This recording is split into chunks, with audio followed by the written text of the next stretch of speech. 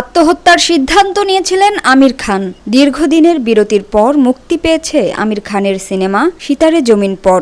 Box অফিসের মনদের ভালো করেছে এই ছবি। এর মাঝেই প্রকাশ্যে এলো মিস্টার পারফেকশনিস্টের অবসাদের কথা। অবসাদের জেরে নাকি আত্মহত্যার পথ বেছে নিতে বসেছিলেন অভিনেতা। সম্প্রতি ভাইরাল হয়েছে তার পুরনো একটি সাক্ষাৎকার, যেখানে তিনি নিজের মুখেই এই কথা স্বীকার করেছেন। তিনি জানান, খুব অল্প বয়সে রীনা দত্তকে বিয়ে করেছিলেন পরিবারের অমতেই, কিন্তু তাদের দাম্পত্য জীবন সুখের ছিল না, রোজ অশান্তি লেগেই থাকতো। তাই একে অপরের প্রতি শেষ ভালোবাসাটুকু মুছে যাওয়ার আগেই বিচ্ছেদের সিদ্ধান্ত নেন আমির রীনা। কিন্তু এই বিচ্ছেদের পরেই মানসিকভাবে ভেঙে পড়েন আমির। কাজে মন বসাতে পারেন না। ধীরে ধীরে অবসাদ গ্রাস করে তাকে।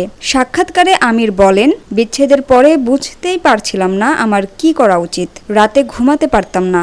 তখনই শুরু হয় মদ্যপান। যে মদ ছুঁয়েও দেখতাম না, সেই আমি একদিনে 1 বোতল মদ শেষ করে ফেলতাম। এক প্রকার দেবদাস হয়ে গিয়েছিলাম। গভীর অবসাদে ডুবে যাচ্ছিলাম। সেই সময় নিজেকে শেষ করে দেব ভেবেছিলাম। আত্মহত্যার সিদ্ধান্ত নিয়েছিলাম। যদিও এরপর নিজের চেষ্টায় এই অবসাদ থেকে বেরিয়ে আসেন অভিনেতা। আবারও মন দেন কাজে। এরপর দ্বিতীয় বিয়ে হয় কিরণ রাওয়ের সঙ্গে, যদিও সেই বিয়েও টেকেনি আমিরের। বর্তমানে গৌরী স্প্যাটের সঙ্গে সম্পর্কে আছেন তিনি। প্রেম, বিয়ে, বিচ্ছেদ নিয়ে কোনোদিনও লুকোচুরি করেননি আমির। তাই দুটো বিবাহ বিচ্ছেদের পরেও জীবনের নতুন প্রেমকে নিয়ে খুললাম মিস্টার পারফেকশনিস্ট।